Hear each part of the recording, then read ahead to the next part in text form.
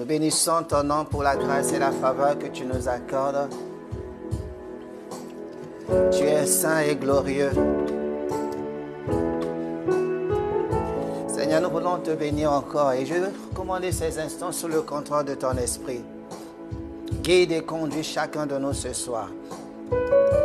Nous voulons tout abandonner, Saint-Esprit.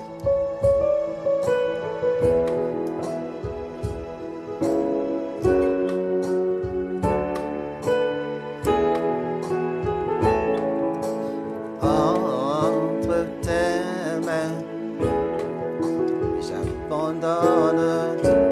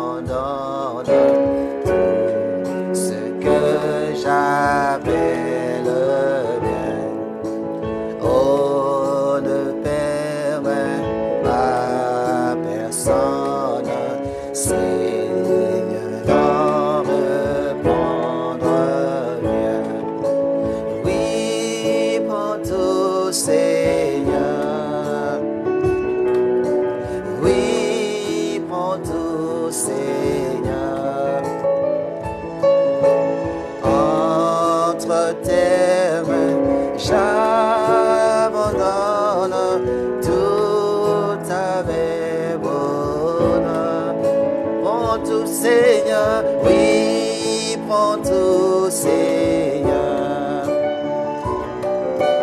Oui, prends tout, Seigneur.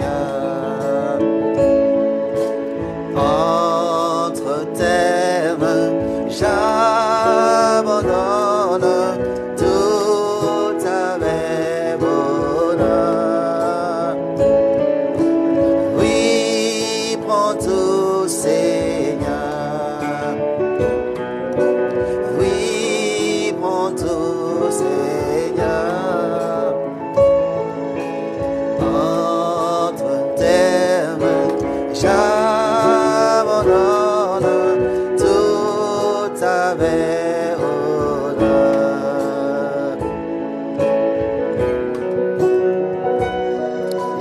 Abandonner nos vies ce soir, Seigneur de gloire. Te soumettre nos cœurs et nos familles.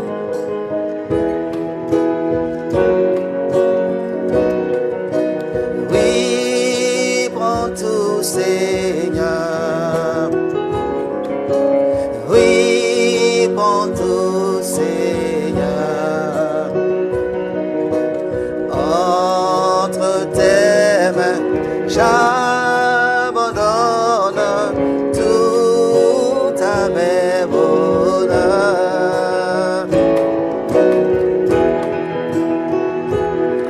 ton nom. Tu es saint et merveilleux, Père éternel. Alléluia. Prends tout, Seigneur. Oui, prends tout, Seigneur. Oui, prends tout, Seigneur. Oui, prends tout, Seigneur.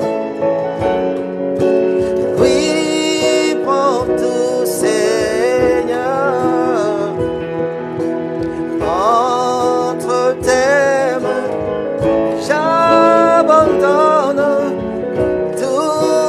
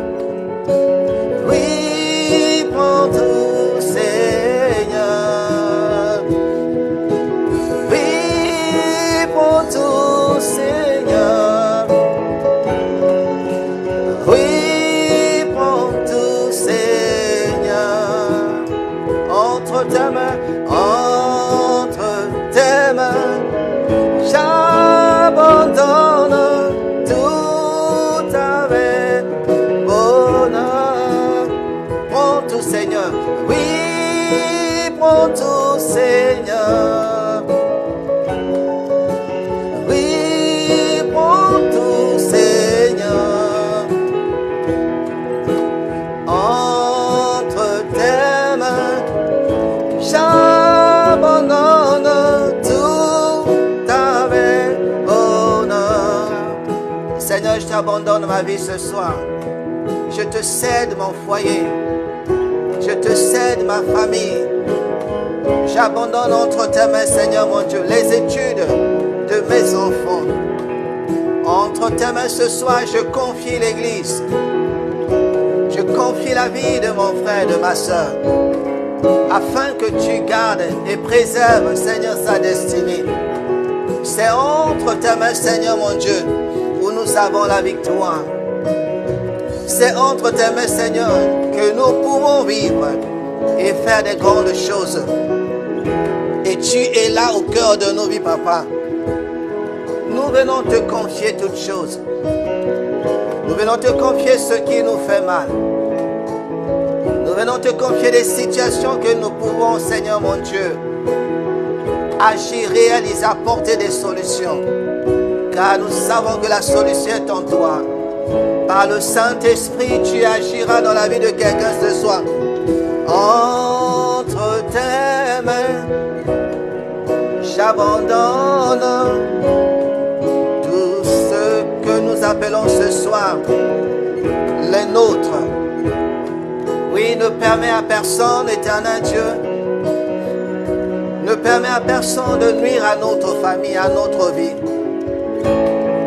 Ne permets à personne, Seigneur mon Dieu, d'agir contre ta volonté. Ne permets à personne de toucher, Seigneur mon Dieu, à ce que tu nous as confié. Que personne ne prenne quoi que ce soit. Et voilà pourquoi ce soir, nous voulons encore, Dieu, de dire, Seigneur, nous n'avons pas peur de te suivre. Nous n'avons pas peur de te servir. C'est toi, Seigneur mon Dieu, qui agit en notre faveur. C'est toi, éternel de gloire, qui opère pour nous ce soir. Merci, Seigneur, d'opérer des miracles ce soir.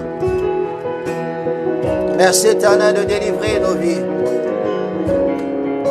À toi, honneur et gloire. Entre tes mains, j'abandonne tout ce que j'appelle mien. Oh, ne permets à personne, Seigneur, d'en reprendre rien. Oui, prends tout, Seigneur. Oui, prends tout, Seigneur. Oui, prends tout, Seigneur. Oui, prends tout, Seigneur. Entre tes mains, j'abandonne tout avec bonheur. Prends tout, Seigneur. Oui, prends tout, Seigneur. Oui, prends tout, Seigneur.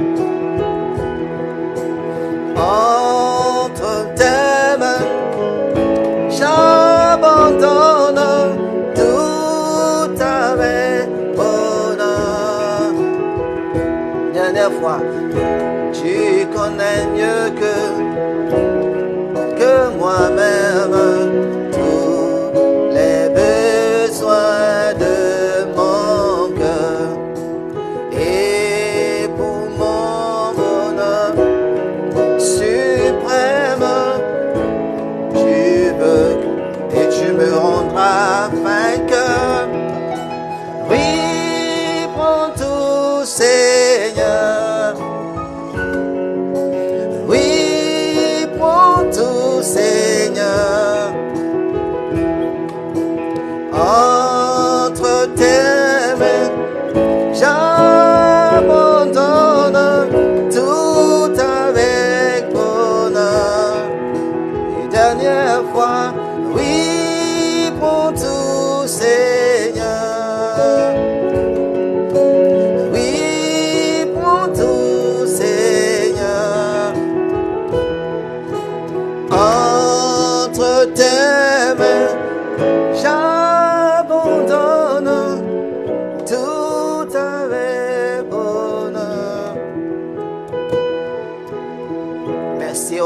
notre Dieu.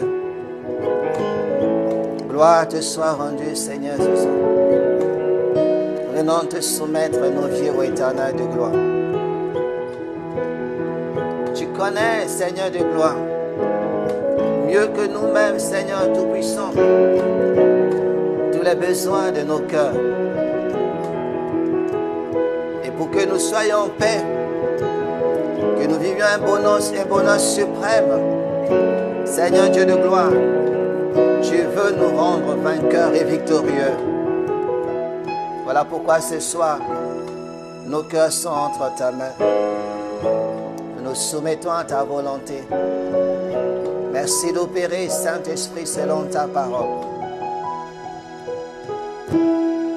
Entre tes mains, j'abandonne tout ce que j'appelle mien. Seigneur, reçois nos cœurs, nos louanges. Nos vies t'appartiennent. Nos cœurs servent à ta gloire. Sois exalté, sois glorifié, sois béni. Sois magnifié, Père Saint, au nom de Jésus. À toi revient l'honneur, la gloire. À toi nos vies, nos cœurs ce soir. Nous nous soumettons à ta volonté, Saint-Esprit. Merci parce que ce soir, tu veux nous faire encore du bien. Ce soir, tu veux encore nous toucher. Ce soir, tu veux encore nous vivifier. Ce soir, tu veux encore, Seigneur Dieu, nous aider à, éternel mon Dieu, à nous approcher petit à petit et à nous confier en toi. Nous savons que Dieu, tout est possible à celui qui croit. Et nous croyons à la victoire. Nous croyons, Seigneur Dieu, que tu interviendras. Comme nous l'avons chanté, Seigneur, n'aie pas peur de te suivre, de te prier, de t'adorer. Sur le chemin que tu choisis, que cela soit un chemin de la croix, un chemin, Seigneur Dieu, rempli d'obstacles, nous n'avons pas peur parce que c'est pour toi que nous voulons vivre. C'est pour toi que nous voulons, éternel mon Dieu, agir. C'est pour toi seul, Père Saint. Voilà pourquoi ce soir, reçois nos cœurs, nos vies. Merci de soutenir la foi de quelqu'un ce soir. Merci d'opérer, oh Dieu de gloire, en miracle, en puissance, en autorité. Je te recommande mon frère, je te recommande ma soeur, Père Saint. Tu connais les besoins, les désirs. Tu connais mieux qu'eux-mêmes, Seigneur mon Dieu, tous les besoins qui sont dans leur cœur. Tu connais tous les besoins qui sont dans leur famille. Tu connais tous les besoins qu'ils ont au niveau spirituel, au niveau physique, au niveau marital, dans leur maison, dans toutes choses. Tu connais les besoins dans le cœur des hommes qu'ils ont, le cœur, Seigneur, de chacun. Tu connais, manifeste ta puissance, ton autorité, ta volonté, ta bonté dans la vie de mon frère et ma soeur. C'est pourquoi, Seigneur, qu'ils sont là et ils vivent pour ta gloire. C'est pour cela qu'ils sont présents, Seigneur, et ils vivront pour ta gloire. Merci de faire du bien à chacun de nous ce soir. Au nom de Jésus-Christ, Amen. Gloire à Jésus. Merci, Seigneur. Donc, ce soir, nous allons continuer le thème que nous avons abordé. J'ai commencé dimanche. Et je crois que Dieu va nous encore faire beaucoup de bien parce que je reviens sur certains points qui nous permettent de prier parce que c'est ce que nous voulons voir, la gloire de Dieu. Nous voulons que Dieu intervienne et nous voulons que Dieu opère. Nous voulons que nos prières soient efficaces. Nous voulons que nos prières puissent atteindre le ciel et agir et permettre à ce que la pluie tombe pour chacun de nous. Mais il y a des choses, comme nous l'avons commencé à aborder, qui sont souvent dans nos vies ou qui devons ou dans lesquelles nous sommes entrés, mais sans pour autant avoir conscience de cela et qui nuisent réellement à notre épanouissement spirituel. Et c'est ce qui fait que plus nous prions, mais moins de résultats, plus nous servons Dieu, mais nous ne voyons pas grand-chose, tout simplement parce qu'il y a des choses qui s'appellent comme par exemple l'hypocrisie et qui nuit à la vie de nos cœurs. Alléluia. Et ce soir, sur le thème que nous abordons ce mois, ce n'est ni par la puissance, ni par la force, mais par mon esprit. Nous voulons que la puissance de Dieu se manifeste. Nous voulons que la puissance du Saint-Esprit agisse. Elle est indispensable. La puissance du Saint-Esprit dans notre vie, elle est vraiment indispensable pour toute chose dans notre vie chrétienne.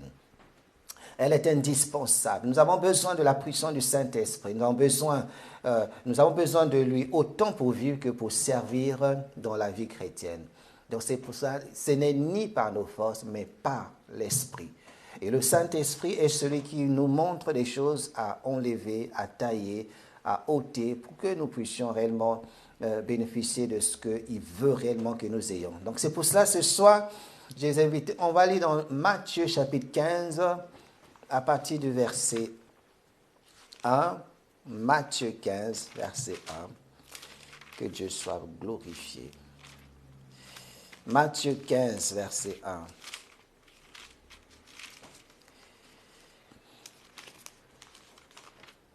La Bible nous dit, alors les pharisiens et les scribes vinrent de Jérusalem auprès de Jésus et dirent, pourquoi tes disciples transgressent-ils la tradition des anciens? Car ils ne se lavent pas les mains quand ils prennent leur repas.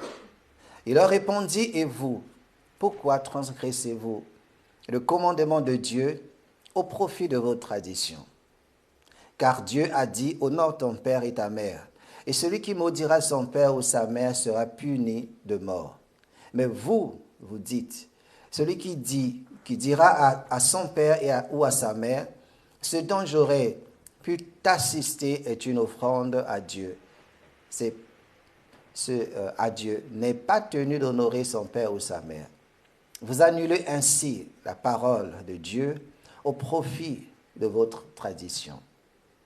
Hypocrite, Isaïe a bien prophétisé sur vous quand il a dit, ce peuple m'honore des lèvres, mais son cœur est éloigné de moi. C'est en vain qu'il m'honore, en enseignant des préceptes qui sont des commandements d'hommes. Verset 10, ayant appelé à lui la foule, il lui dit, écoutez et comprenez. Ce n'est pas ce qui entre dans la bouche qui souille l'homme, mais ce qui sort de la bouche, c'est ce qui souille l'homme. Alors les disciples s'approchèrent et lui dirent, sais-tu que les pharisiens étaient scandalisés des paroles qu'ils ont entendues? Il répondit, toute plante que n'a pas plantée mon Père céleste sera déracinée. Verset 14, laissez-les, ce sont des aveugles qui conduisent des aveugles. Si un aveugle conduit un aveugle, ils tomberont tous deux dans une fosse. Pierre, prenant la parole, lui dit, explique-nous cette parabole. Et Jésus dit, vous aussi êtes-vous encore sans intelligence? Ne comprenez-vous pas que tout ce qui entre dans la bouche va dans le ventre, qui est jeté dans les lieux secrets, mais ce qui sort de la bouche vient du cœur. Et c'est ce qui souille l'homme. Car c'est du cœur que viennent les mauvaises pensées, les meurtres, les adultères, les débauches, les vols, les faux témoignages, les calomnies. Voilà les choses qui souillent l'homme, mais manger sans s'être lavé les mains, cela ne souille point l'homme.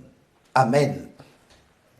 Et Jésus s'était retrouvé avec toujours les scribes et les pharisiens qui toujours essayent un peu d'exposer toujours ce que les autres font, qui essayent toujours de paraître justes et droits devant Dieu, qui essayent toujours de bien se présenter devant les hommes.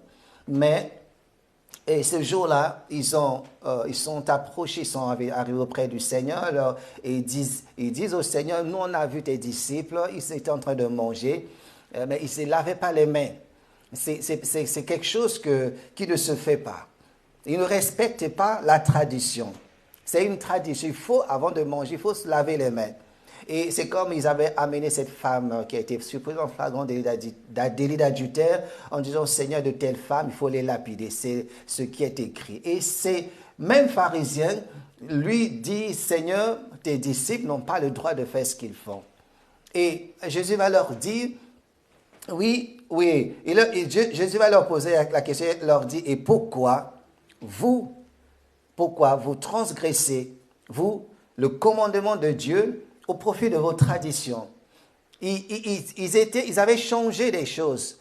Ils sont rentrés dans des traditions, mais ils ont annulé la parole, le commandement de Dieu. il connaissait le commandement de Dieu. Parce que ce qui est important, ce n'est pas ce que nous faisons extérieurement. Jésus dit, manger sans s'être laver les mains, ce n'est pas un problème. Parce que ce n'est pas ça qui souille, ce n'est pas ça qui est mauvais, ce n'est pas ça qui est mal. Mais ce qui est mal, c'est ce qui sort dans les cœurs des hommes. C'est ce qui est au-dedans des hommes qui est très mauvais. Et c'est ça, selon le commandement de Dieu, c'était de travailler, de purifier, de laver son cœur. C'est-à-dire qu'il faut que les hommes aient le commandement de Dieu dans son cœur, dans sa vie. Pas les traditions. Les traditions, c'est des choses que les hommes ont mis en place. Les traditions viennent des hommes. Les hommes, ils fonctionnaient et pour eux, c'était normal de vivre, d'appliquer les traditions, c'est-à-dire ce qu'eux-mêmes, ils ont mis en place. C'est comme si quelqu'un, on peut dire qu'on a mis tel jour, ce jour-là, on va faire, ça va être un jour, par exemple, un jour d'évangélisation. Et c'est ainsi. Cela veut dire que si ce n'est pas le jour, par exemple, si c'est un jeudi, si ce n'est pas jeudi, qu'il n'y a pas évangélisation, donc on ne peut pas faire l'évangélisation un autre jour. Ça, ce sont les traditions, c'est ce que nous avons mis en place. Mais on peut évangéliser tous les jours. Pas parce qu'on a mis seulement un jour. Et pour eux, ce qui était important, ce qu'ils ne devaient pas transgresser, c'était leur tradition. Ils ont remplacé la parole de Dieu au profit de leur tradition. Parce que les traditions, c'est ce qu'eux, ils ont mis en place. C'est ce qu'ils veulent. C'est ce qu'ils se sentent à l'aise. Parce qu'ils ont du mal à mettre en pratique la parole de Dieu. Et la tradition, c'est bien. Mais devant la parole de Dieu, c'est ce qui est mieux. L'application à la parole de Dieu, c'est ce qui est important pour notre vie. Et Jésus regardait toujours leur cœur, leur manière de faire. Des pharisiens, des scribes, ceux qui enseignaient la loi, qui écrivaient la loi. Et toutes ces personnes-là, ils savaient, c'est eux-mêmes qui écrivaient. Et on se servait des scribes pour écrire la loi. Et les mêmes personnes qui écrivaient des choses, qui enseignaient des choses comme les pharisiens, mettaient de côté la parole qu'ils enseignent, qu'ils écrivent, au profit des choses qu'eux, ils veulent, selon leur désir. Et Jésus condamnait cela. Et la personne qui n'obéissait pas à la tradition était pour eux quelqu'un à mettre de côté ou à punir. Mais Jésus, connaissant leur hypocrisie, va leur dire, mais pourquoi vous transgressez le commandement de Dieu au profit de vos traditions? Comment? Et c'est des choses que Jésus va leur dire, hypocrite. Ésaïe a prophétisé sur vous quand il a dit, ce peuple m'honore des lèvres, mais son cœur est loin de moi, son cœur n'est pas avec moi, son cœur n'est pas dans ma parole, son cœur n'est pas dans ma volonté, son cœur n'est pas dans ce que je veux. Il s'arrête au niveau des lèvres, il s'arrête au niveau des paroles. C'est en vain qu'il m'honore. Honorer Dieu des lèvres, qui ne vient pas du cœur, c'est en vain qu'il m'honore en enseignant les préceptes qui sont des commandements d'hommes. La tradition, et souvent, la tradition, c'est des choses que nous faisons, nous nous arrêtons sur cela. Et vous voyez cela, les pharisiens, ils avaient toujours à pointer, à parler, à montrer. Derrière, ils font autre chose. Devant, ils présentent la loi, ils présentent des choses, mais derrière, ils vivent autrement.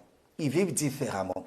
Ils ne font pas ce que Dieu a demandé qui devrait être fait. Donc, c'est pour cela que devant les disciples, c'est là où Jésus leur demandait aux disciples, il leur dit, mais qui dites-vous que je suis? Qu'est-ce que les gens disent de moi? C'est des choses qui sont à l'extérieur. Qu'est-ce que les gens disent de moi? Et là, les disciples ont donné des réponses. Tu es Jean-Baptiste, tu es Jérémie, les gens disent que tu es Élie, les gens disent que tu es ceci.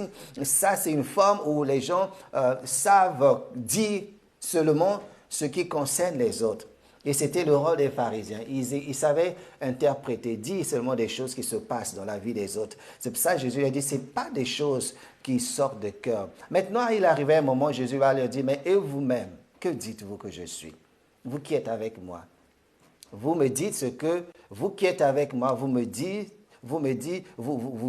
ce que les autres disent de moi, que vous avez entendu. Ce que les gens disent derrière moi, vous le savez. Ce que les gens parlent derrière moi, vous savez ces choses. Mais et vous-même, que dites-vous que moi je suis? C'est une manière pour dire, mais quand les gens disent que moi je suis Jérémie, et vous-même, que dites-vous? Qu'est-ce que vous dites? Que dites-vous quand vous êtes avec eux? Et, vous voyez, et lorsque Jésus leur a posé cette question, ils sont restés calmes. Il n'y avait rien à dire. Parce qu'ils sont prêts à dire ce que les autres ont dit, mais ils ne sont pas prêts à dire ce qu'eux, ils ont dit pendant que les autres disaient. Et ils étaient comme bloqués, ne sachant quoi dire. Et c'est souvent ce qui tue. Des hommes savent dire ce que les autres disent de nous, mais ne nous disent pas. Souvent, on nous rapporte ce qu'on a dit de nous, mais la personne qui nous rapporte ce qu'on a dit de nous ne nous dit pas ce qu'elle a dit des personnes qui ont dit des choses sur nous. Jésus dit, mais vous avez entendu. On a dit, je suis Jérémie, je ne suis pas bien, je suis ceci, je fais cela. C'est ce que les autres disent. Vous l'avez entendu. Mais et vous-même? Que dites-vous que je suis? Personne ne disait quoi que ce soit. Et souvent, les hypocrites sont souvent confondus lorsqu'ils sont confrontés à la vérité. Ils sont confondus, ils n'arrivent pas, ils ont peur. Ils sont comme si, c'est comme s'il n'y avait rien. Et les pharisiens, c'était leur attitude. Ce que font les autres, oui, là on peut le dire. Mais ce que nous on a dit, on ne le dit pas. La vérité confond toujours les hypocrites. C'est pour ça que Dieu veut que la vérité soit au fond de notre cœur.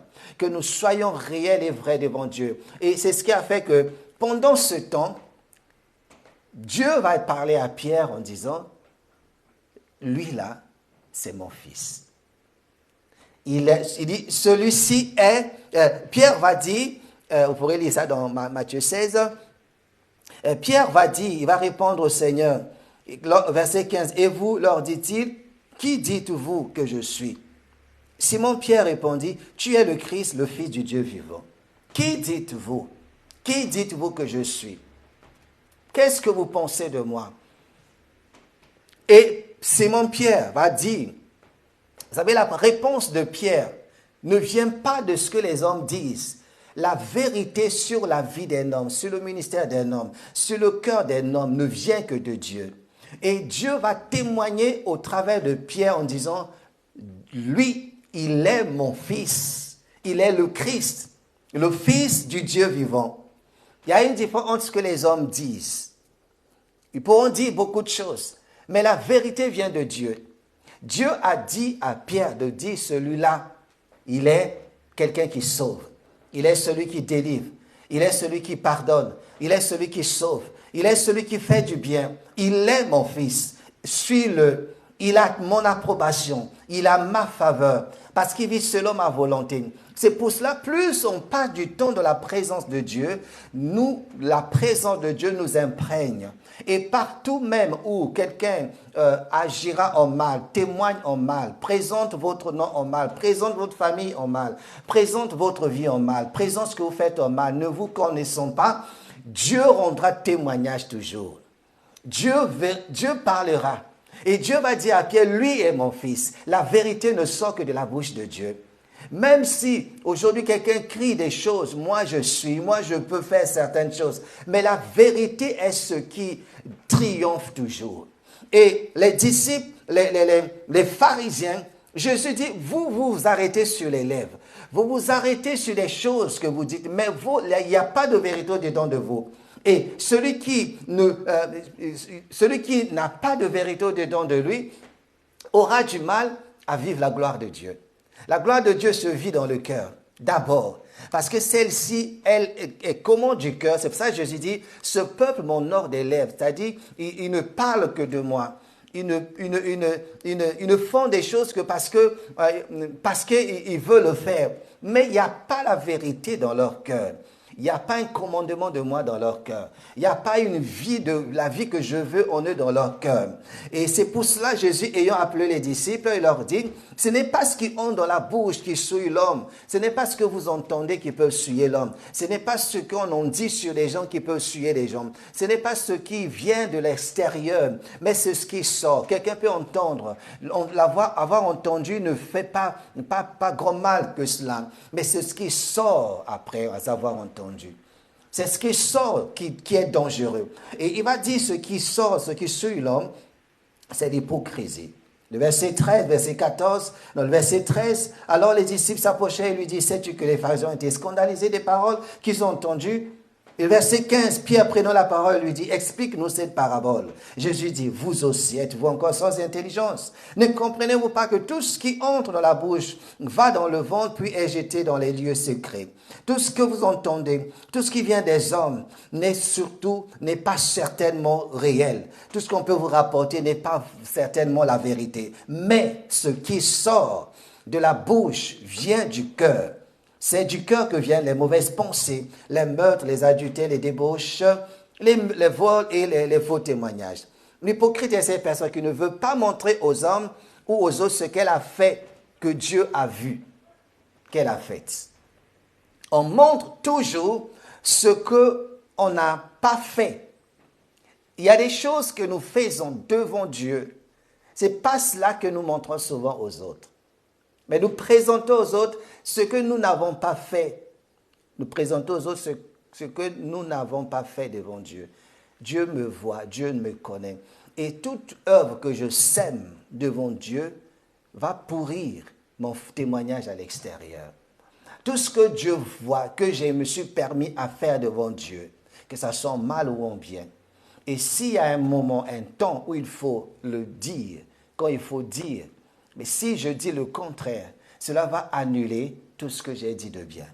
Alléluia. C'est pour ça qu'on dit l'hypocrisie est dangereuse parce que quand elle commence déjà avec Dieu, elle va se répandre avec tout le reste. Si déjà devant Dieu, on ne craint pas d'être hypocrite vis-à-vis de son frère, de sa sœur, de ce que nous faisons, devant les autres, cela ne nous dérangera pas parce qu'on a déjà l'habitude de le faire devant Dieu. Et la personne qui exauce, c'est Dieu. La personne qui nous conduit, c'est Dieu. La personne qui sait tout, c'est Dieu. La personne qui fait toutes choses de bien pour nous, c'est Dieu. Et si devant Dieu, je manifeste une hypocrisie cruelle et que devant, je fais le contraire, c'est cela qui détruit plus. Alléluia. Donc c'est pour ça, la Bible dit, nos vies ressemblent à ce que nous sommes réellement intérieurement devant Dieu. Nous ne produisons que ce que nous sommes, ce que nous sémons, ce que nous faisons devant Dieu. Et c'est cela que nous récoltons. Et notre vie est ce que nous sommes intérieurement. Notre vie dépend de notre relation interne, en privé avec Dieu. Elle ne dépend pas des hommes, elle ne dépend pas de ce qu'il y a à l'extérieur. Les hommes peuvent dire des choses sur nous comme ils ont dit sur Jésus. Tu es Jérémie, tu es un tel, tu es Jean-Baptiste, tu es Élie, on peut dire des choses parce qu'on a vu, mais les gens ne connaissent pas ce que nous sommes intérieurement. Et ce qui compte, c'est pas ce que les gens disent à l'extérieur. Il est vrai qu'on doit faire attention souvent à ce que les gens disent. Parce qu'il peut y aussi avoir une certaine vérité. Alléluia. Mais ce qui est important, ce qui compte, c'est ce que nous sommes avec Dieu. Quand tu sais ce que tu es avec Dieu, peu importe ce que les hommes diront de toi, en mal ou en bien, cela ne va pas t'ébranler. Parce que la personne qui te connaît mieux, c'est Dieu. Alléluia. Et c'est pour ça, Proverbe 23, verset 7. Proverbe 23, verset 7 nous dit, car il est ou elle est comme les pensées de son âme. Mange et bois, te dira-t-il, mais son cœur n'est point avec toi. Il est comme les pensées de son âme. Et la vie spirituelle de beaucoup ressemble aux pensées de leur âme, c'est-à-dire à ce que ces personnes sont intérieurement. Il n'y aura pas de différence. Si tu es positif, si tu as un cœur en entier à Dieu, si tu es assidu, si tu es pour le Seigneur, la parole de Dieu ne trompe pas. Tu ne peux être que ce que tu es en privé avec Dieu. Tu ne peux avoir le niveau que tu as dans la présence de Dieu. Tu ne peux recevoir et faire face aux choses de la vie que selon ce que tu es. La parole ne ment pas. Il est, je suis, comme sont les pensées de mon âme. Je ne peux pas faire le contraire. Et l'homme est comme sont les pensées de son cœur. Comment es-tu? Comment sont les pensées du cœur d'un homme? C'est ce que représentent souvent des personnes. Alléluia. Donc c'est pour cela, si mon âme, mon cœur est droit devant Dieu, tout ce que tu tiendras sera droit. Si ton cœur est pur devant Dieu, tout ce que tu feras est pur. Si mon cœur est juste devant Dieu, tout ce que je ferai sera dans la justice. Parce que Dieu tire la source du fond de mon être. Dieu ne va jamais mentir à mon propos. Dieu ne va jamais mentir au propos à qui que ce soit. Il est comme les pensées. Sa vie est comme sont les pensées. Peu importe les études, peu importe les possessions, peu importe ce qu'on peut avoir. La Bible nous dit la personne ne sera que comme ce qu'il y a dans son cœur. La personne ne peut pas être différente de ce que sont les pensées de son être. Et si nous vivons le contraire, si nous sommes avec Dieu, toute chose que nous accomplirons sera aussi. Il y aura l'empreinte de Dieu dans cela. Mais s'il y a la fausseté, s'il y a l'hypocrisie, s'il y a la duplicité, s'il y a le contraire, cela ne pourra jamais se faire. Alléluia. Il arrive quelquefois que nous nous posons souvent des questions à savoir, mais pourquoi telle personne qui aime tellement Dieu, qui se donne tellement au Seigneur, qui est tout le temps, qui est par-ci, tous les messages il suit, tout ce qui est de Dieu, la personne est là. Mais comment se fait-il que sa vie ne brille pas?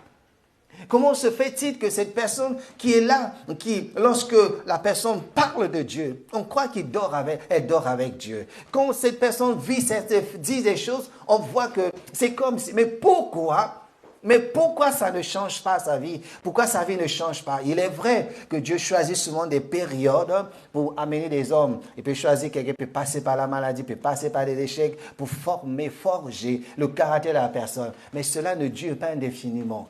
Quand quelque chose devient chronique, c'est qu'il y a un problème. Alléluia. Il y a toujours un délai de changement que Dieu permet pour l'homme. Il va passer par des moments de crise, des moments de carence, des moments où ça n'avance pas. Mais quand quelque chose devient chronique, il dit qu'il y a autre chose. Alléluia. C'est pourquoi on est souvent étonné pour dire, mais la personne elle a tellement la foi, on voit ce que fait la personne, mais pourquoi Dieu ne l'utilise pas? Mais Dieu n'utilise pas ce que l'homme voit. Dieu utilise ce qu'il voit.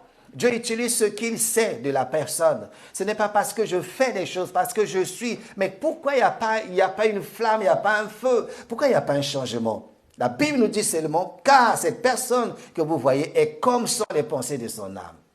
Les pensées, c'est-à-dire son intérieur, n'est pas approuvé de Dieu. Son intérieur est peut-être dans les traditions. Aujourd'hui, les hommes aiment rester dans les traditions. Et c'est l'erreur que Isaac a voulu faire. La tradition disait que la bénédiction devait rester au premier-né. C'est la tradition. C'est l'aîné qui va être celui qui va remplacer ou continuer l'œuvre du Père. Selon la tradition, Ésaü avait droit à la bénédiction. Ça, c'est la tradition. Même s'il ne l'avait plus.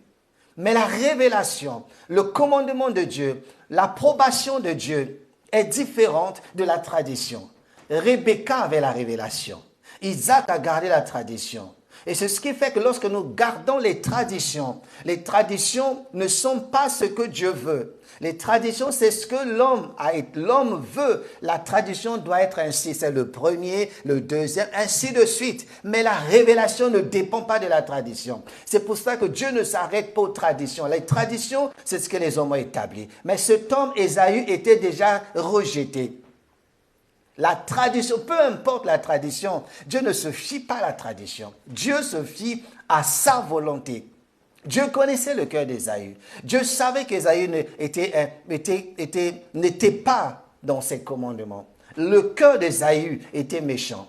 Le cœur d'Ésaü n'était pas propre devant Dieu. Ésaü, c'était quelqu'un, un faux, un hypocrite, un chrétien profane qui vit sa vie, qui n'honore pas Dieu, qui faisait comme tout le monde. La tradition a dit que les hommes doivent faire ceci, on doit tous faire la même chose, et ça, c'est la tradition. Mais Dieu n'est pas dans la tradition.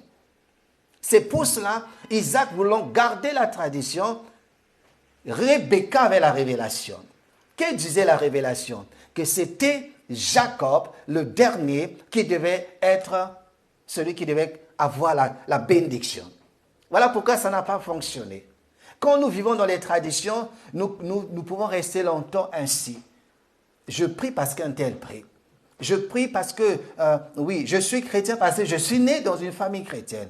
Je suis un chrétien spirituel parce que ma femme est pasteur prophétesse ou parce que mon mari est pasteur. Donc ça veut dire que nous sommes tous spirituels. Non, ça c'est la tradition.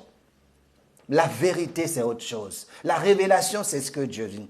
Rebecca avait la révélation. Et je prie ce mois-ci que tu aies la révélation de Dieu, que tu fonctionnes selon la révélation, que les traditions tombent, que les traditions s'écroulent. Alléluia. Donc c'est pour cela que Jésus dit, Dieu, je ne regarde pas aux traditions. Les hommes ont essayé d'annuler la parole de Dieu au profit de leur tradition. C'est quelqu'un dans la tradition. La parole de Dieu n'est pas une tradition. Alléluia. La tradition fait qu'on doit marcher de cette façon. J'ai vu un tel marcher de la sorte, faire certaines choses. Moi aussi, je crois que c'est comme ça que l'évangile fonctionne. Il faut faire ci, il faut faire des programmes, il faut faire ça. Mais Dieu n'est pas dans nos traditions. Dieu peut permettre quelque chose pour un temps, mais pas toujours. On ne peut pas, on ne sait pas. Dieu, les voies de Dieu ne sont pas nos voies. Donc c'est pour ça qu'on ne sont pas dans la révélation.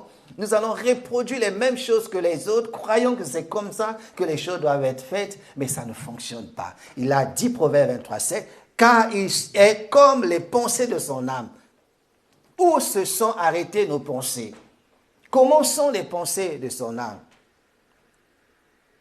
C'est pour ça qu'il va dire, dans 1 Samuel 16, 1 Samuel 16 que nous lisons à partir du verset 6. Lorsqu'ils entrèrent, il se dit en voyant Eliab, certainement celui que l'Éternel désigne par onction est ici devant lui. Mais l'Éternel dit à Samuel, ne prête pas attention à son apparence et à sa grande taille, car je l'ai rejeté. En effet, l'Éternel n'a pas le même regard que l'homme. L'homme regarde à ce qui frappe les yeux, mais l'Éternel regarde au cœur. Dieu regarde au cœur. Alléluia. Dieu regarde au cœur. Pourquoi? Dieu n'utilise pas les apparences, peu importe la taille de quelque chose, parce que Dieu regarde au cœur. C'est tout simple parce que nous arrêtons souvent sur l'apparence des hommes, ce qu'ils sont. Mais Dieu connaît leur cœur. Pourquoi Dieu ne lève pas un tel? Parce qu'il connaît son cœur. Son cœur est encore court. Son cœur encore loin de Dieu. Et Dieu fait avec le niveau. Dieu fait au fur et à mesure. Pourquoi malgré la prière, il n'y a pas encore d'exaucement? Parce que Dieu connaît son cœur. Pourquoi un tel, malgré les jeûnes, tout ce que fait la personne, rien ne change? Parce que Dieu connaît son cœur. Pourquoi nous ne voyons pas le miracle, les productions de la puissance de Dieu dans la vie? Parce que Dieu connaît le cœur.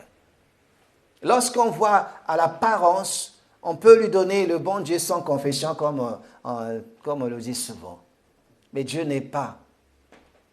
Dieu veut, en cette année, qu'il se manifeste.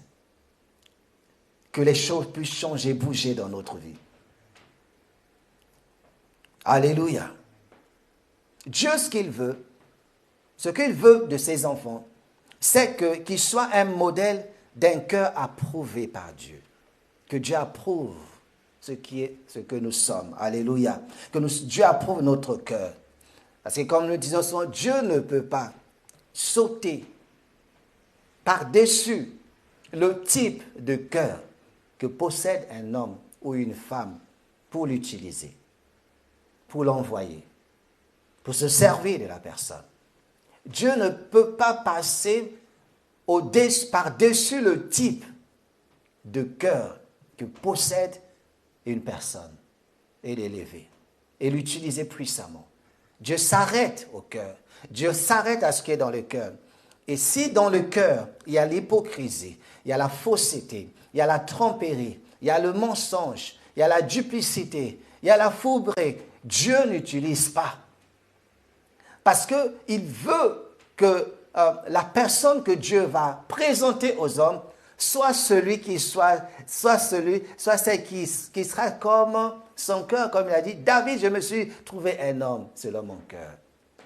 Ce n'est pas qu'il il était parfait comme le disons. Mais le cœur de David était totalement à Dieu. Il n'y avait pas d'hypocrisie, il n'y avait pas de fauberie. Il n'y avait pas des choses. Il était ce qu'il était vis-à-vis de Dieu. Et Dieu veut que nous ayons un cœur comme lui veut que nous ayons. C'est-à-dire, travaillons ce cœur. Parce que Dieu, lorsqu'il choisit un type de cœur, il va permettre à ce que cet homme dirige devant Dieu, agisse, opère devant Dieu, selon Dieu, par le genre de cœur qu'il possède. C'est-à-dire, un cœur en Dieu, Dieu peut faire de telle sorte qu'il peut le présenter. Il a dit à Satan, as-tu remarqué mon serviteur Job? Qu'est-ce que Dieu a vu dans le cœur de Job? L'intégrité, la droiture, la crainte de Dieu. Il s'éloignait du mal. As-tu remarqué? As-tu réalisé? Et ce soir, en notre temps, Dieu veut nous amener aussi à briser toute forme de mensonge, toute forme d'hypocrisie.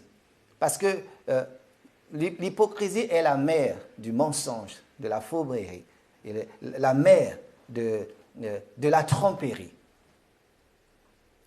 Et Dieu connaît le cœur de l'homme. Lorsque nous prions, comme l'avons dit, ce qui coule, ce qui sort, ce ne sont pas les paroles de la prière, mais c'est notre cœur, notre être qui coule vers Dieu. Dieu voit le cœur. Il dit non, c'est un cœur hypocrite. C'est vraiment un vrai. Ce ne sont pas les paroles qui sortent. Quand nous prions, ce n'est pas les paroles que Dieu voit. Dieu voit la source, d'où viennent ces paroles. Est-ce que ces paroles viennent d'un cœur qui me craint, qui m'honore, qui me respecte? Ou c'est un cœur traditionnel? Ou c'est un cœur qui est impur? Ou c'est un cœur qui est dans la fourberie? Ou bien c'est un cœur qui est dans la tromperie, dans la fausseté? Et quand Dieu voit que ce n'est pas un cœur qui est droit, il rejette la prière.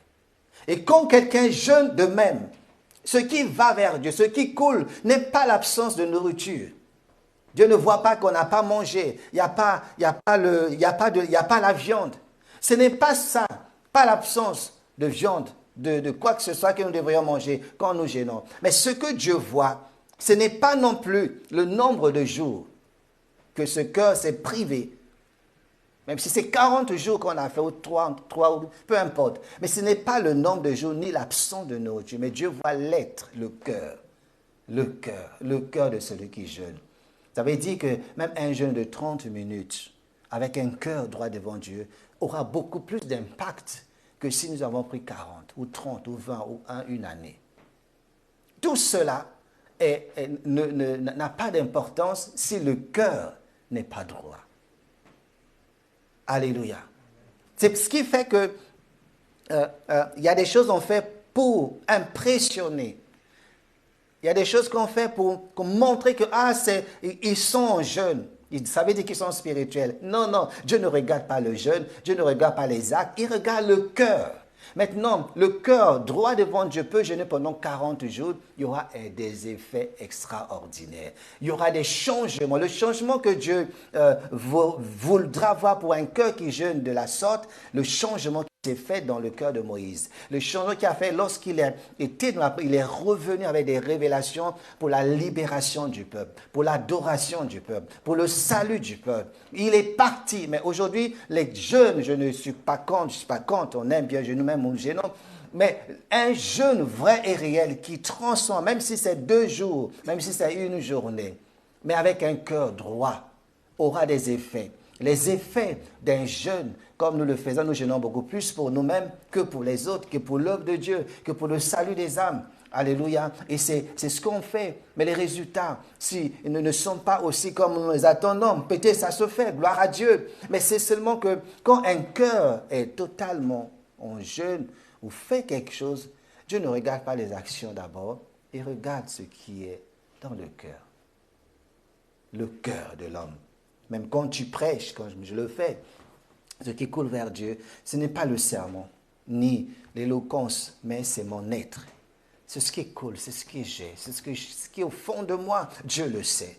Parce que quand la prière, le jeûne, les sermons, les chants, tout ce que nous pouvons faire, que nous pouvons donner à Dieu, toutes ces choses, si il n'y a pas d'unicité, il n'y a pas, ils sont pas, les choses ne sont pas un, il n'y a pas une unité entre la parole, le chant, la prédication. C'est là où on dit que c'est quand on dit que c'est des choses qui sont, c'est là où on parle de l'hypocrisie. Parce que la parole, le chant et toute autre chose qu'on peut faire, s'il n'y a pas un cœur, si ce n'est pas dans le cœur, si ce n'est pas un, c'est là où il y a de l'hypocrisie. Alléluia. Et Dieu rejette tout ce qui ne vient pas de lui, tout ce qui n'est pas un. Quand quelqu'un fait des choses qui ne ressemblent pas à ce que Dieu veut, c'est de l'hypocrisie. Alors, et Dieu ne peut pas utiliser un hypocrite. Les hommes, oui. Les hommes peuvent utiliser, mais pas Dieu. Les hommes peuvent nommer un hypocrite, mais pas Dieu. Ils ont nommé Saül, ce n'était pas Dieu.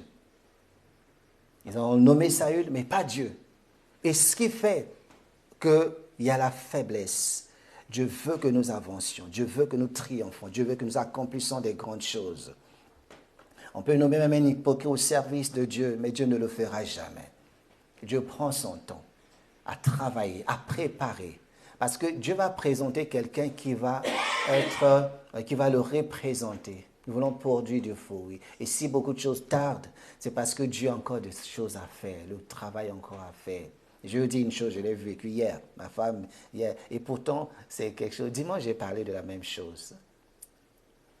J'ai parlé de la même chose d'hypocrisie. C'est hier, et pourtant, d'habitude, moi souvent, quelquefois, avec du vin. Des fois, je mange avec ça. Mais non, je ne sais pas, hier, j'en ai pris, j'ai acheté, j'étais en train de manger. Et pourtant, d'habitude, elle me fait aussi plaisir, si elle veut. Elle me prend quand même une bouteille pour manger du vin.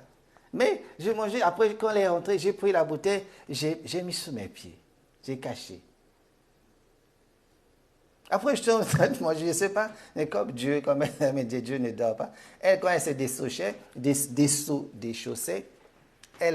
quand elle s'est accroupie, elle a vu la bouteille, elle a commencé à rigoler. Il dit, mais pourquoi tu fais ça?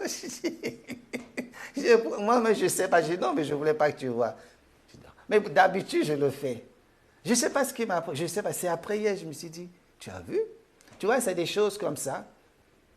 Et tu vas continuer à fonctionner comme ça, mais pourtant, c'est ce que tu fais d'habitude. C'est ce que Dieu sait. Et tout le monde le sait. Des fois, c'est pas un péché, mais dis, mais pourquoi avoir caché? On a rigolé. Ouais, mais tu peux continuer dans cette chose. Je dis, oh, mais hier, j'en ai parlé, c'est seulement lundi là. Mais qu'est-ce qu'il y a? Des fois, je me dis, mais alors, et pourquoi je l'ai fait? Mais qu'est-ce qui m'a pris? Pourquoi? Vous voyez? Il y a des choses, tu peux faire comme tu peux trouver c'est bien, mais après, je me suis retrouvé ridicule. Je dis, mais qu'est-ce qui t'a pris de faire ça? On a rigolé, mais c'est pas bien. Alléluia. C'est des choses qui sont passées pour cela que... Et on peut continuer à faire, il y a beaucoup de choses comme ça dans nos vies, on le fait et on trouve ça normal. Vous voyez? Mais devant Dieu, c'est pas bon. Et pour nous-mêmes. Mais imaginez, je veux que Dieu se serve de moi. Je veux que Dieu utilise. Mais que je vis dans l'hypocrisie. Et je vis dans la duplicité. Et que je vis dans le mensonge. Et que je vis pour faire impressionner les gens. Les hommes n'ont rien à voir. Vous savez, les gens n'ont rien à faire, n'ont rien à voir. Que tu montes, que tu descends, ils n'ont rien à voir. La plupart, peut-être même la plupart, souhaitent que tu tombes. Mais pourquoi vivras-tu? Fais-tu des choses pour faire plaisir aux hommes? Et tu pratiques les choses qui plaisent aux hommes, mais ce qui plaît à Dieu, tu ne le fais pas. Tu veux plaire aux hommes, tu veux impressionner les gens. Tu peux les impressionner comment? Quand s'ils veulent te détruire, ils vont te détruire. Tu peux faire ce qu'ils veulent pour plaire aux gens. Ils sont contents parce que tu as fait du bien, parce que tu leur as donné certaines choses. Mais le jour où ils voudront te faire du mal, ils n'auront aucune pitié, aucune crainte. Ils vont te détruire. Mais Dieu, non. Jésus a fait du bien, mais pour jeter la pierre, ils étaient les premiers. Peu importe le bien que tu peux faire pour faire plaisir aux hommes, s'ils veulent nuire à ta vie, ils vont le faire. Mais Dieu te garde. Dieu est le seul qui est fidèle. Dieu est le seul qui sera avec toi. Vivons pour plaire à Dieu. Vivons pour honorer Dieu. Vivons pour faire du bien à Dieu. Ce que je fais avec Dieu, ce que je serai avec Dieu me poussera, m'amènera à faire du bien, sans jalousie, sans crainte, sans vouloir impressionner. Je peux le faire. Une fois que tu l'as fait, c'est bien. C'est tout. Nous devons faire du bien, nous devons aimer, nous devons faire quelque chose pour les uns et les autres. On en a vraiment besoin parce qu'on vit ensemble. Parce qu'il y a des bénédictions que Dieu ne peut pas faire s'il n'y a pas ton frère. Jacob et Laban n'avaient pas ce qu'il avait.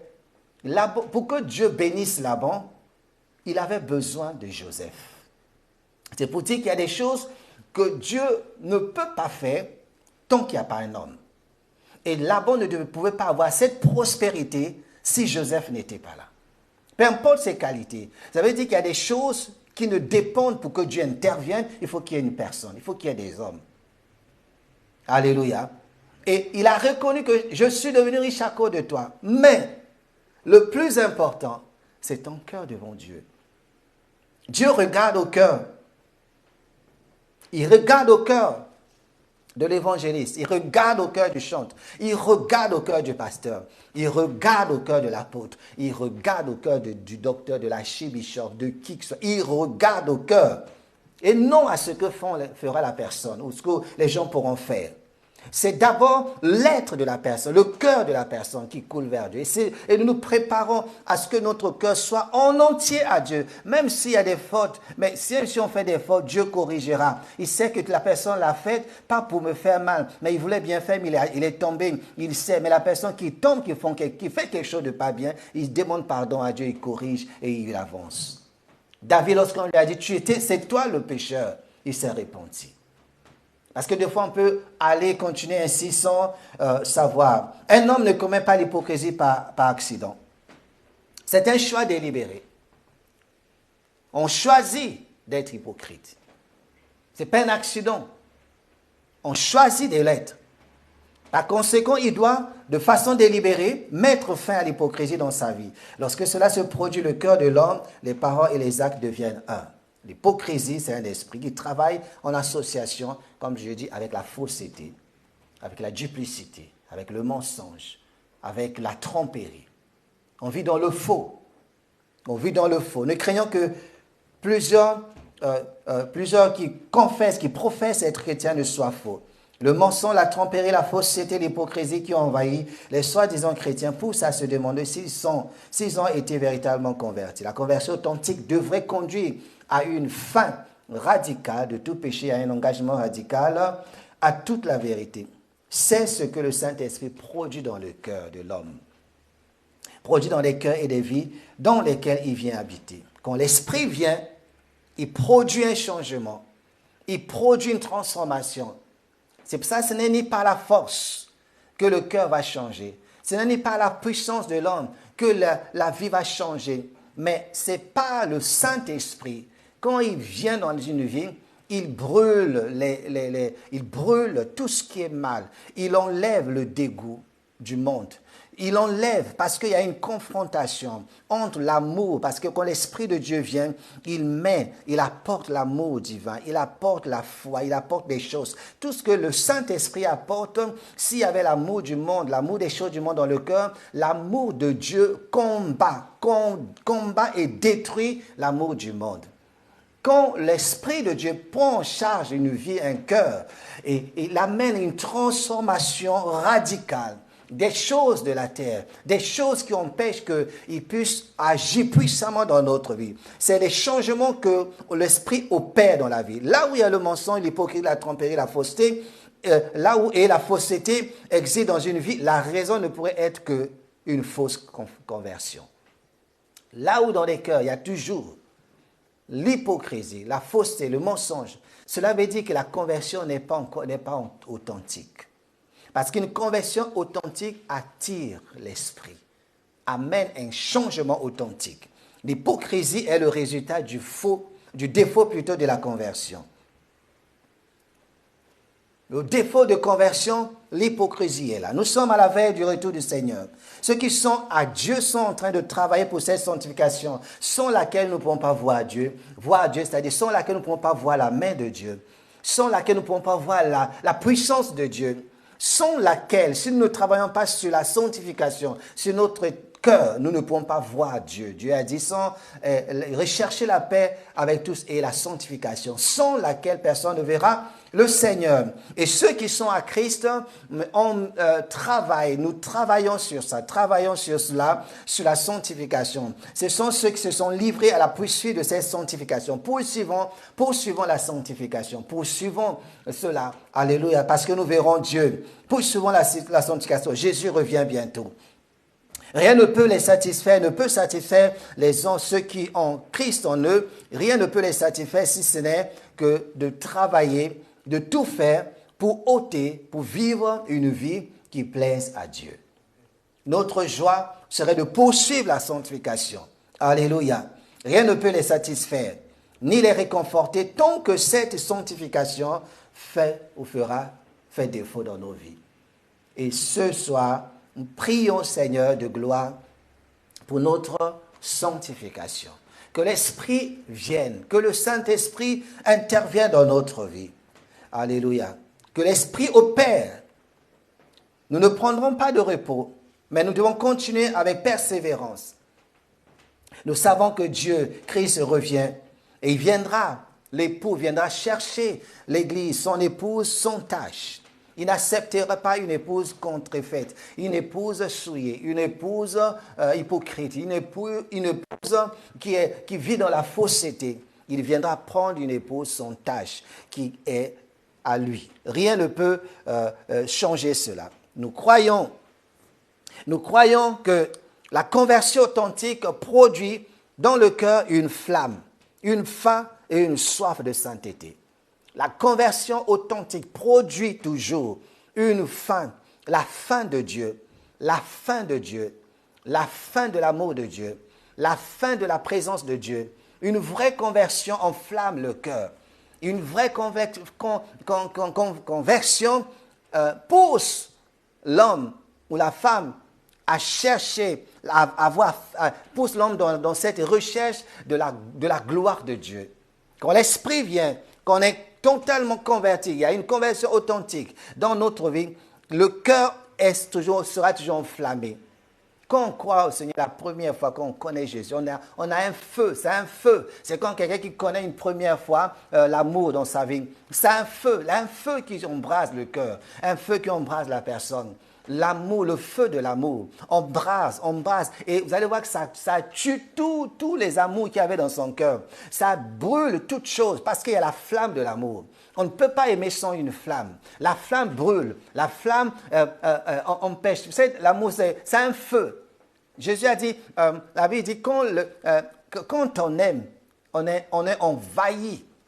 Tout ce qu'on a connu, tout ce qu'on avait disparaît. Pourquoi? Parce que la flamme de l'être aimé brûle, arrête, détruit, empêche, ferme toute forme de porte. Et quand nous aimons Christ, quand Jésus nous l'acceptons, nous l'aimons de tout notre cœur. L'engagement est total. Avec le cœur, il y a une flamme. On est consumé par l'amour de Christ. On est consumé. Et l'amour de Dieu brise l'amour du monde, consume l'amour du péché, consume l'amour de la chair, consume l'amour de ces choses de la terre. Quelqu'un ne peut pas dire, j'ai accepté Jésus, j'aime Jésus, sans une flamme, sans être consumé. Non, l'amour consume. Je sais quand j'ai aimé, j'aime encore. Dans les premiers temps, tu es emballé, tu es dedans à n'importe quelle heure, on est là-bas. À n'importe quelle heure, on attend. Bon, aujourd'hui, on ne le fait plus, mais on va renouveler les choses. Alléluia. Mais l'amour est toujours là. Mais il a fallu cela. Alléluia. Quand on aime, je ne sais pas si quelqu'un a déjà aimé. Tu peux me témoigner. Tu peux le témoigner. Quand tu aimes, il y a une flamme. Et cette flamme brise, détruit le reste. Détruit les mauvais sentiments. Détruit les choses que tu ne veux pas que ça tourne autour de vous. Mais quand on aime Jésus, il y a aussi une flamme. Les gens n'aiment pas, ils disent j'aime Jésus, mais rien ne brûle dans leur cœur. Rien ne brûle. Pour Jésus, ils sont prêts à le remplacer avec l'amour des choses du monde. Ils sont prêts à rejeter Jésus. Ils sont prêts à... Il y a une flamme. L'Esprit vient brûler quelqu'un qui t'aime. Il n'y a pas de frontières. La flamme brise les frontières. La flamme empêche. La flamme, tu vas tout faire. Je veux mon Jésus. Je veux mon bien-aimé. Je veux ma bien-aimée. Tu fais tout. Tu es con. Tu te bats. Tu es devenu une couverture. Tu es devenu une protection. Parce que tu dis toucher à tout, pas à elle, pas à un tel. Ne le touchez pas. Je me bats. Je peux tout faire. Je vais plier les mains de ma chemise. Je veux me battre. Parce qu'on aime. Et c'est ce que Jésus a fait. Il a tant aimé le monde qu'il a dit, Père, non, je descends. Qu'est-ce que c'est que la puissance? Qu'est-ce que c'est que la gloire? Qu'est-ce que c'est que les choses? Je descends. Je vais affronter l'ennemi de mes enfants, de mon peuple. Je suis prêt à tout faire. Je descends. Dépouille-moi, Père, de la puissance. Dépouille-moi de tout. J'aime ces hommes. Ce sont mes hommes. C'est ma création. Je ne peux pas permettre que quelqu'un comme le diable puisse les noircir, puisse les détruire. Et qu'il est descendu. Il est sorti victorieux. Et il nous a sauvés. Alléluia. L'amour. Ceux qui connaissent cette flamme. La faim de Dieu. La faim de Dieu. Tu veux manger que Dieu. Tu ne veux que lui. Cette flamme, cette faim. Heureux ceux qui ont faim et soif de la justice. La Bible dit car ils seront rassasiés. Dieu te rassasiera parce que tu ne veux pas manger les choses de la terre. Tu ne veux pas manger les choses de la vie. Les choses de la terre, on peut te présenter. Le diable lui a présenté. Il sait que tout ça va aller dans les lieux secrets. Toutes ces choses iront. Quand le jour viendra, toutes ces choses, c'est inutile. C'est quoi avoir des richesses de la terre et perdre la vie? De toute façon, c'est bien pour ici. Mais à quel prix? L'amour de Dieu, la faim de Dieu te remplira de toutes ces choses. C'est-à-dire, tu gagnes l'amour de Dieu, tu gagnes les choses. Il y a une flamme, il y a une soif, il y a une faim de Dieu. Jésus a eu faim, pas de les choses de la terre, mais la faim d'abord de la présence de son Père. Faim d'abord de la connexion avec son Dieu. Il y a eu faim, il a jeûné pendant 40 jours et 40 nuits. Après, il a eu faim. La faim, ce n'était pas la faim des choses d'abord de la terre. Sa faim restait de demeurer dans la volonté de son Père. Et le diable va venir lui présenter parce qu'il a vu la faim. Mais la faim de Jésus n'était pas à manger. Il a dit aux disciples, j'ai à manger une chose que vous ne connaissez pas. Il lui a amené beaucoup de nourriture, beaucoup de méchouis, beaucoup de viande, beaucoup de manioc, beaucoup de fromage, beaucoup de... Je sais pas, j'avais vu, il y avait des frites. Alléluia. Il lui a amené tout ça. Jésus dit non, c'est pas ça. Ma nourriture, c'est d'abord que cette âme de cette péché, de cette femme qui a été trompée, qui vivait dans l'hypocrisie, qui vivait dans le péché.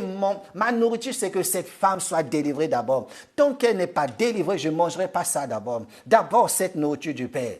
C'est d'abord la nourriture. Il lui a présenté, Seigneur, mange, tu es fatigué, regarde, il faut que tu prennes des forces. Jésus a dit non, moi d'abord, ma vraie nourriture, c'est de faire que cette femme soit sauvée. Et une fois qu'elle a été sauvée, il a pu manger, il a pu prendre les raisins. Le diable a présenté, mange. Il a dit non, ma nourriture, c'est de... On ne se nourrit pas de pain seulement, mais de toute parole qui sort de la bouche de Dieu. Disons-nous un moment, comment faisaient Adam et Ève? Est-ce qu'ils avaient des marmites à préparer? Ils ne préparaient pas. Ils étaient rassasiés. Ils avaient tout, des fruits, des viandes. Les animaux étaient là, ils ne tuaient pas les animaux. Il y avait du poisson, il y avait tout. Mais ils étaient en paix, les animaux, devant Adam et Ève. Ils étaient en paix. Mais aujourd'hui, l'animal ne peut pas être... le poulet ne peut pas être tranquille devant toi. Le poulet souffre aujourd'hui. Alléluia. Mais dans le jardin, Adam ne préparait pas. Ève n'avait pas de marmite. Il n'y avait pas de marmite. Ils n'avaient pas faim. Ils étaient remplis de la présence de Dieu. Aucune faim. La faim est rentrée quand ils ont voulu goûter aux choses du monde. C'est là où il y a une grande faim aujourd'hui. Et l'animal, c'est pour ça que les biches, les antilopes se sont enfuis. Hé, là, il a changé. Il n'est plus Adam. Il est devenu méchant. C'est ça quand les biches sont partis dans leur coin. Alléluia. Bon, on va prier. Que Dieu bénisse sa parole. Alléluia. Donc c'est pour cela que je disais, ceux qui connaissent cette flamme, cette faim et cette soif doivent persévérer. Ceux qui ne la connaissent pas et qui sont à l'aise dans l'hypocrisie, le mensonge, la fausseté, la tromperie, la séduction peuvent y continuer. Ils ne lui ont jamais appartenu, ils ne le connaissent pas et ils seront éjectés du royaume des cieux. Apocalypse 21, 26 à 27 nous dit, « On y apportera la gloire et l'honneur des nations. Il n'entrera chez elle rien de souillé, ni personne qui se livre à l'abomination et au mensonge. Il n'entrera que ceux qui sont écrits dans le livre de vie de l'agneau. » C'est ceux-là qui rentreront dans la nouvelle vie que Jésus a préparée. Quelqu'un rentrera dans cette année dans une nouvelle vie avec un cœur en entier à Dieu, avec une flamme, une soif de Christ. Apocalypse 22, verset 14 nous dit, « Heureux ceux qui lavent leurs robes. » Lavons nos cœurs, lavons nos robes. Nous lavons nos cœurs. Seigneur, j'étais dans l'hypocrisie, j'étais dans la fourberie, j'étais dans le mensonge, j'étais dans la fausseté, j'étais dans les traditions, mais je lave la robe. Je lave, je vais porter la robe de gloire. Il dit, lavez, heureux ceux qui lavent leur robe, afin d'avoir droit à l'arbre de vie et d'entrer par les portes dans la ville. Dehors, tu rentreras par les portes de cette année. Personne ne te fermera la porte. Personne ne te bloquera la porte. Tu ne trouveras pas l'hypocrisie devant ta porte qui dit non, cette fois-ci, il a proclamé qu'il va avoir une année de bénédiction. Mais moi, je me tiens à l'hypocrisie. Je vais combattre sa bénédiction. Parce qu'il y a l'hypocrisie en nous. Mais que cette fois-ci, quand nous rentrerons dans cette année, l'hypocrisie va te laisser la place. Il dit, il n'a rien en moi. Je ne peux pas le retenir. La force, la flamme de l'amour de Christ qui est en lui. Cet homme a changé, cette femme a changé. Cette année, on va souffrir. Je mets que l'hypocrisie dit, on va souffrir. Que le mensonge dise, avec lui, cette année, on va souffrir. Avec un tel, cette année, la pauvreté va dire, avec lui, je vais souffrir. Qu'il en soit ainsi. Parce qu'il ne va pas te retenir. Parce qu'il ne va pas te garder. Il va te laisser passer. Qu'ils souffrent. Ils savent qu'ils vont souffrir. Ne te laisse pas. Persévère persévérons dans la sanctification, persévérons dans la relation avec Dieu. Seigneur, tu connais mon cœur. Je sais faible, je ne peux pas faire certaines choses, mais je sais que ce n'est ni par ma force, ni par ma puissance, mais c'est par ton esprit. Et cette fois-ci, par les portes, ils vont nous laisser la porte. Verset 15, il dit, dehors, les chiens, les magiciens, les débauchés, les meurtriers, les idolâtres, et quiconque aime et pratique le mensonge. Tous ceux qui pratiquent le mensonge, l'hypocrisie, la fausseté, la tromperie, c'est inutile. La porte ne peut pas leur être ouverte. Dieu nous ouvre la porte de l'année. Mais pour que cette porte s'ouvre, venons avec un cœur pur, avec un cœur sincère, avec un cœur sans duplicité, avec un cœur sans orgueil, avec un cœur Dieu. Seigneur, mon cœur est petit, mais il peut te contenir. Et quand tu rentres dans ce corps, dans ce cœur, la maladie quitte, la pauvreté quitte. L'Esprit de Dieu ne souffre pas de la maladie. Mais quand l'Esprit est là, la vie de Dieu est là, la maladie va laisser la place. Les démons de Gadaron disent, ne nous chasse pas, envoie-nous là-bas, nous te laissons la ville, rentre le Seigneur, nous étions là, maintenant que tu es là, nous te laissons la ville. Il en sera de même pour toi, pour moi cette année. Avant, la maladie va dire, rentrez, on vous laisse la vie, on vous laisse l'année, on vous laisse, parce que quand l'Esprit de Dieu, quand nous nous remplissons du Saint-Esprit, quand l'Esprit de Dieu prend place, il n'y aura plus de place. Les choses qui étaient tapies dans notre cœur, Dieu a dit, comme nous l'avons lu, que toute plante que le Père n'a pas plantée dans ta vie, dans ton cœur, sera déracinée, sera renversée au nom de Jésus-Christ. Tout ce qu'il y a dans nos cœurs qui ne vient pas de Dieu sera déraciné parce que Dieu prend la place. Il prend réellement la place. Nous ne le chantons pas seulement, mais il prend réellement la place. Nous travaillons pour qu'il prenne la place. Nous prions pour qu'il prenne la place. Nous agissons pour qu'il prenne réellement la place. Ça va nous coûter un prix, mais nous travaillons pour cela. Persévérons dans cette voie.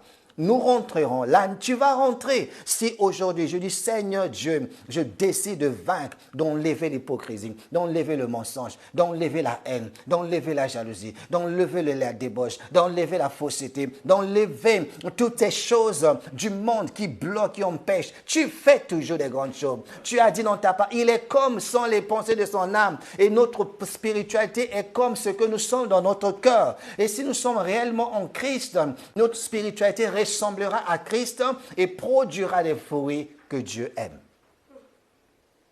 Cette année, tu rentreras. Tu ne seras pas dehors. Ceux qui seront dehors de ta vie, c'est le mal, c'est le péché, c'est la jalousie, c'est la colère, c'est l'animosité, c'est la vengeance. Toutes ces choses seront dehors, mais tu rentreras.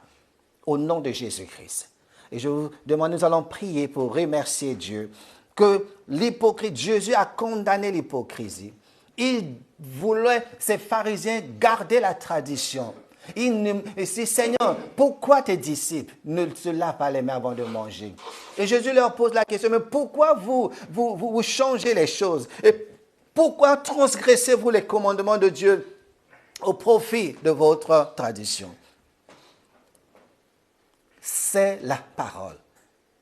Ce peuple m'honore des lèvres, mais son cœur est loin. Seigneur, nous amenons nos cœurs. Nous amenons nos cœurs vers toi. Nous amenons nos pensées vers toi. Nous amenons, Seigneur, tu connais, David a dit, Seigneur, sonde mon cœur et connais-le. Transforme-le, change-le. Et que Dieu, en ce jour, en 7 mois, que nous puissions vivre ta gloire. Nous brisons, nous chassons toute forme d'hypocrisie. Oui, il est vrai que l'hypocrisie, c'est un choix délibéré. Nous avons choisi de vivre ainsi. Nous avons choisi de marcher dans la fausseté. Nous avons choisi de vivre dans la tromperie. Mais cela nous bloque. Cela fait que la vie spirituelle ne porte pas de fruit, ne portera jamais de fruit parce que tu as dit dans ta parole qu'ils sont comme sont les pensées de leur âme. Notre âme, nous voulons, Seigneur, notre cœur, notre être, notre intérieur. Seigneur, nous te le confions. Et que le sang de Jésus purifie ce cœur. Et que la puissance de Dieu remplace et inonde. Et que toute forme de fourberie, toute forme de mal, Seigneur, soit brisée dans le nom de Jésus-Christ. Nous te vaincrons, Saint. Nous te vaincrons, esprit d'hypocrisie. Tout cet esprit qui amène le désordre, qui amène le faux, qui amène le mal, soit vaincu, soit terrassé, soit détruit au nom de Jésus-Christ. Seigneur, nous nous confions en toi. Notre vie sera comme sont le cœur, comme sera chacun de notre cœur. Notre cœur vis-à-vis de toi. Ce que tu vois, ce n'est pas ce que nous faisons, mais ce que nous sommes. Ce que nous sommes, c'est cette base. C'est pour ça que je dis, mon fils, donne-moi ton cœur. Oui, nous te le donnons ce soir. Nous te livrons nos cœurs, Seigneur de gloire. Et je sais que dans notre faiblesse, tu ne permettras pas qu'une épreuve soit au-delà, au-dessus. Tu nous sortiras, Seigneur mon Dieu, de ces choses négatives. Nous savons seulement quand l'Esprit aura pris la place, il nous conduira dans l'amour, dans la santé, dans la prospérité, dans la gloire. Il nous conduira à vivre dans la sainteté. Il nous conduira et nous remplira de ton amour et notre cœur brûlera. Nous serons enflammés de l'amour de Jésus. Nous aurons faim de Christ. Nous aurons faim de la présence de Dieu. Nous aurons faim de la parole de Dieu. Nous aurons faim de vivre en lui et de le servir. Parce que l'Esprit vient maintenant et apporte la guérison. Cela prépare à ce que nous soyons non dehors, non éjectés, mais nous serons écrits, nos noms, les noms de nos familles, le nom de nos bénédictions, nos noms seront écrits en cette année. Dans la liste de 2024, il y aura le nom de nos bénédictions, il y aura le nom inscrit de nos faveurs, il y aura le nom inscrit de nos puissants, de notre sanctification, de tout ce que tu as préparé. Il y aura le nom, notre nom sera écrit, notre nom sera inscrit, le nom de ce que nous allons vivre, la bénédiction, la puissance, l'amour de Dieu, la victoire, le triomphe. Cela, c'est ce à quoi nous allons rentrer. Dieu va inscrire son nom, le nom de ton mariage, le nom de ta vie, le nom de tes enfants, le nom de ton changement, le nom de ta profession, le nom de ce que Dieu a préparé, des bonnes choses. Parce que tu as accepté, comme nous ce soir, à mettre dehors le mal, les traditions, les choses de la terre. Mais comme tu l'as dit, cherchez premièrement le royaume et la justice de Dieu, et toutes ces choses vous seront données par-dessus Dieu. Nous serons accompagnés abondamment de la grâce et de la faveur divine. Merci Saint-Esprit de toucher, de préparer nos cœurs. Merci de guérir, merci de nous préserver. Je prie pour que Saint-Esprit, quelqu'un comprenne et s'attache et cherche à ce que la gloire de Dieu se manifeste. Ta gloire est toujours accompagnée des miracles, des prodiges. Nous t'aimons, nous t'adorons, ô Saint-Esprit. Que l'honneur et la gloire te reviennent, Père, en cette journée. Sois béni, bénis ton peuple et ton Église. Au nom de Jésus-Christ, Amen.